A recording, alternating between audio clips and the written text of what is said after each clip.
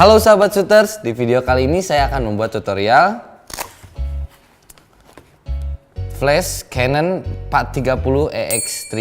Dalam paket penyewaan di sini kita mendapatkan flashnya tentunya, lalu ada external diffuser box dan mini stand atau yang banyak orang bilang kaki bebek. Oke, kita langsung aja ke cara penggunaan dan kita bongkar menu-menunya. Langsung yuk. Di sini ada diffuser built-in body. Nah, ini sebenarnya ada diffuser built-in body.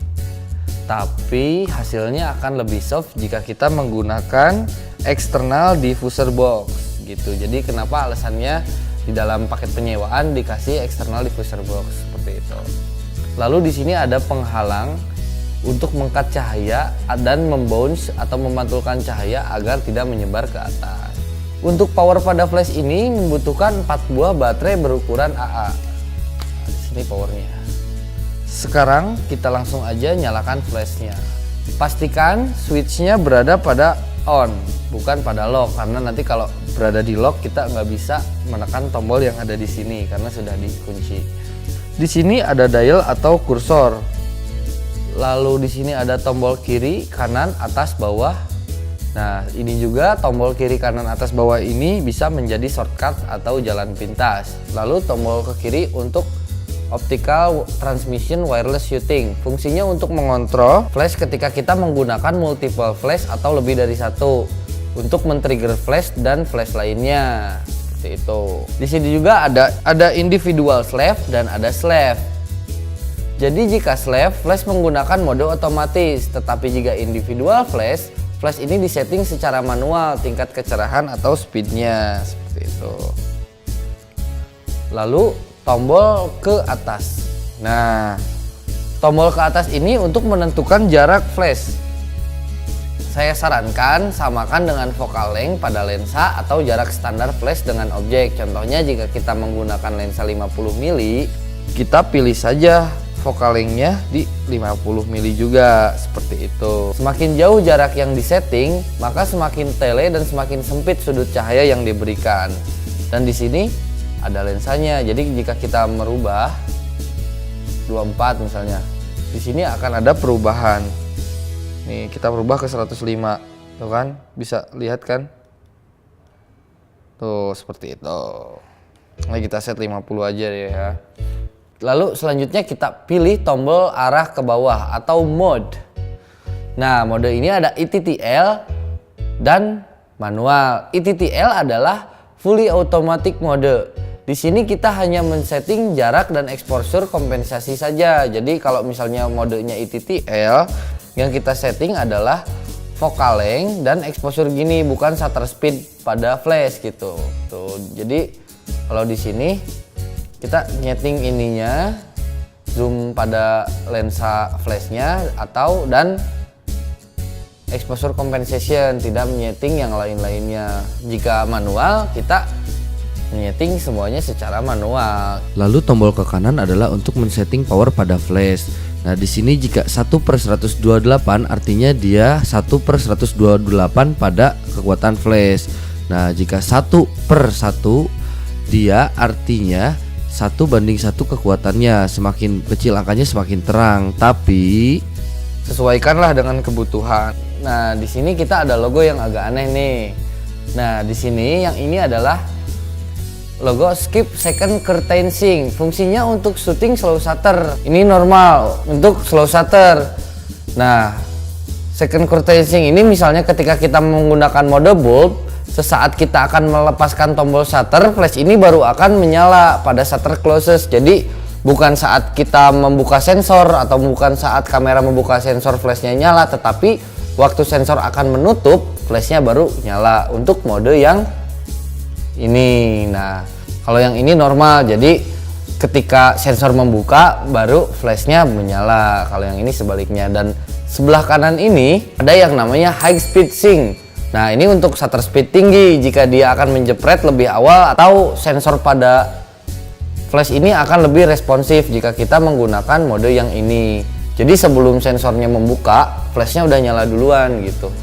Karena untuk high shutter speed. Lalu di sini ada tombol sub menu. Nah, Di submenu ini ada CFN atau custom function. Nah, kita masuk aja.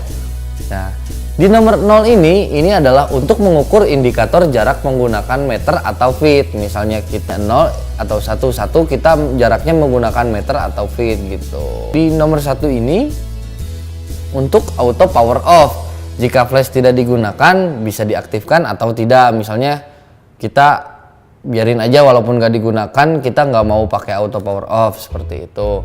Lalu di nomor 2 ini untuk modeling flash. Nah, kalau yang 0 ini untuk menggunakan depth of field preview button.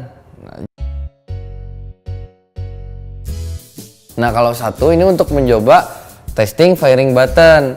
Jadi untuk mengambil fokusnya seperti ini caranya. Nah, agar area yang kita mau fokuskan itu terkena cahaya gitu. Jadi, nah kalau yang ini dia 2 mode, bisa menggunakan firing flash atau menggunakan depth of field preview button gitu loh. Jadi ini hanya untuk memilih cara kita menggunakan modelingnya pakai apa gitu, pakai tombol di kamera atau tombol pada flash ini, intinya seperti itu. Lalu di nomor 8 ini adalah AF Assist Beam Firing, untuk menyalakan lampu berwarna merah di depan sini. Fungsinya ya untuk mendapatkan fokus dan mencahayai talent gitu atau objek agar dapat mudah untuk difokuskan gitu loh. Lalu nomor 10 ada Slave Auto Power Unit. Jika tidak digunakan selama 10 atau 60 menit, fitur slave-nya akan nonaktif. Gitu. Jadi ini bisa pilih 10 atau 60 menit. Jika tidak digunakan selama ini, berarti slave-nya akan nonaktif. Nah, sebelahnya nomor 11 untuk menghidupkan secara otomatis pada slave unit ketika kita menekan test flash button. Jadi ketika kita menekan tombol ini, slave-nya akan hidup secara otomatis. Lalu di sampingnya lagi nomor 13 untuk exposure compensation setting. Nah, jika yang ini kita harus menekan tombol kanan dahulu lalu dial.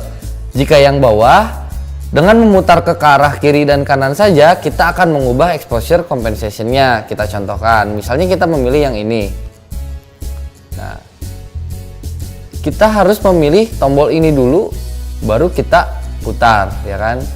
Nah, jika yang ini, dengan memutarkan saja, kita langsung merubah speed atau exposure compensation-nya, seperti itu. Lalu di sebelahnya lagi nomor 21 adalah light distribution. Nah, ini untuk menyeting distribusi cahaya. Di sini ada standar, sedang, atau sangat menyebar sekali. Nah, ini ya fungsinya tingkat atas bawah gitu. Kalau yang ini standar, kalau yang ini tingkat penyebarannya standar. Kalau yang ini adalah sedang dan jadi lebih mencondong gitu ke arah mungkin sebesar segini aja. Nah, kalau yang bawahnya ini menyebar, jadi atas bawahnya sangat menyebar sekali gitu perbedaannya. Di nomor 22 ada LCD panel illumination, untuk mengaktifkan cahaya pada panel LCD ini. Jika off maka dia akan mati, jika on dia akan hidup. Dan 12 detik adalah jika flash ini tidak dipencet atau tidak dioperasikan selama 12 detik ya dia akan mati. Tapi saya memilih on karena ya lebih terang.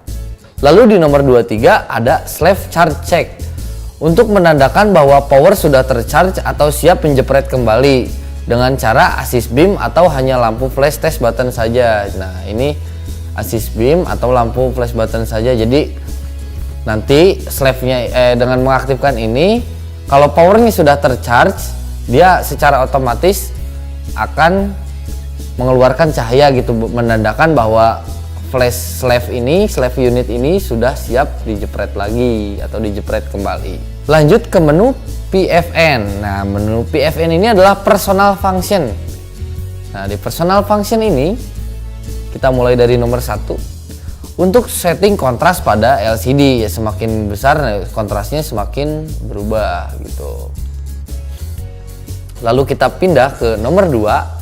Ini ada illumination color atau ya warna pada LCD ini. Jadi mau pilih orange misalnya atau green. Lalu di nomor 4 Sama illumination color, cuma untuk men-setting pada device slave yang lainnya. Jadi disetting secara wireless flash meter yang utama. Jadi untuk menyeting pada slave gitu. Jadi disettingnya dari sini, misalnya kita terhubung dengan slave dan kita settingnya dari sini. Lalu di nomor 5 mengatur assist beam pada slave. Nah ini di nomor 5 kita mengatur assist beam. Jadi assist beamnya mau di flash atau di lampu merah yang di sini yang seperti saya bicarakan barusan. Jadi kita bisa pilih AF beamnya tuh mau dari cahayanya mau keluar dari sini atau dari sini, kita bisa memilih. Di nomor 6 adalah quick flash. Quick flash ini artinya sebelum dia sepenuhnya mencharge power hingga lampu ini berwarna merah atau ready, tapi dia masih sanggup untuk menjepret seperti ini walaupun dia masih mencharge atau mengumpulkan daya. Fitur ini fungsinya untuk continue shooting gitu. Ketika flash ini sedang mencharge tapi dia masih sanggup untuk menjepret. Lalu selanjutnya ada direct tombol. Nah, direct tombol ini kita untuk mendirect tombol tentunya tanpa harus menekan tombol set terlebih dahulu. Nah, di sini ada set clear untuk mereset pengaturan PFN dan CFN yang kita set tadi. Nah, kalau ini lebih spesifik lagi, CFN clear ya untuk mereset pengaturan custom function dan PFN clear untuk mereset pengaturan personal function. Lalu yang terakhir ada firmware version gitu, karena ini pun bisa di-upgrade firmware-nya seperti itu. Ya udah segitu aja tutorial eksternal flash Canon 430 iX3 dari saya dan Pondok Lensa. Buat temen-temen yang mau nyobain flash ini atau pengen tahu harganya bisa cek di website kami, atau temen-temen datang ke Pondok Lensa Bandung dan Bali. Jangan lupa doain biar Pondok Lensa buka cabang di kota-kota lainnya di Indonesia. Ya udah, jangan lupa like, comment, and subscribe. Bye.